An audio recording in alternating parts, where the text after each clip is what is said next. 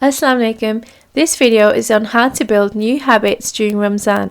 All the ideas I'm going to present you today are from James Clear's book Atomic Habits, but adapted for a Ramzan kind of purpose. So the top 3 tips I'm going to bring to you: number 1, habit stacking; number 2, making it attractive; and number 3, making it easy. So habit stacking, number 1. Basically, I want you to think of a habit that you have every single day. So we'll take a foundation. We'll take Salah, okay? That is think Lego bricks. It's the very first brick at the bottom of a stack, okay? And that's the foundation of all the other bricks, i.e. all the other habits you're going to add on top. So you decide what that next brick's going to be. Is it going to be, for example, reciting Ayatul Kursi after each Salah? If that's something you already do, great, just take it as an example. You then add that second brick on top of the existing brick that already exists. So you have foundation Salah, second brick is your Ayatul Kursi recitation. You then, once you've done this for 6 or 7 days, add a new brick, okay? So i.e. a new habit, and you stack on top, one on top of another, until it becomes as ingrained as that very first foundation of Salah. That's the goal. Number 2 is make it attractive. Now, this for me kind of fell into 2 parts. So the first part was knowing my why. Why was it important? Why was the habit important? Why was it significant to me?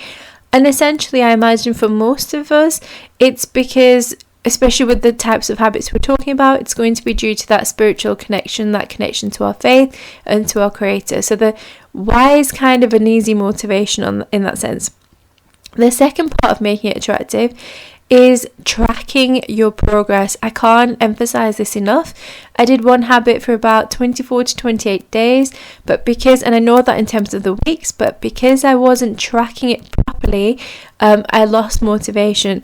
So you can track it using a calendar, you can track it using some sort of Excel sheet you want to make if that's more your thing, or very easily download apps. So the apps that I use, because I had 2 different ones. One is called Habit and one is called Done. You can tailor them to your specific habit. You can color code them. You can measure very clearly. It does it for you how many days you've been doing that habit. Just and make sure that you get into a good rhythm of completing the habit and then going on the app to tick it off. You can also set alarms on your phone through the app to remind you to carry out the particular habit if it's not linked to Salah, for example.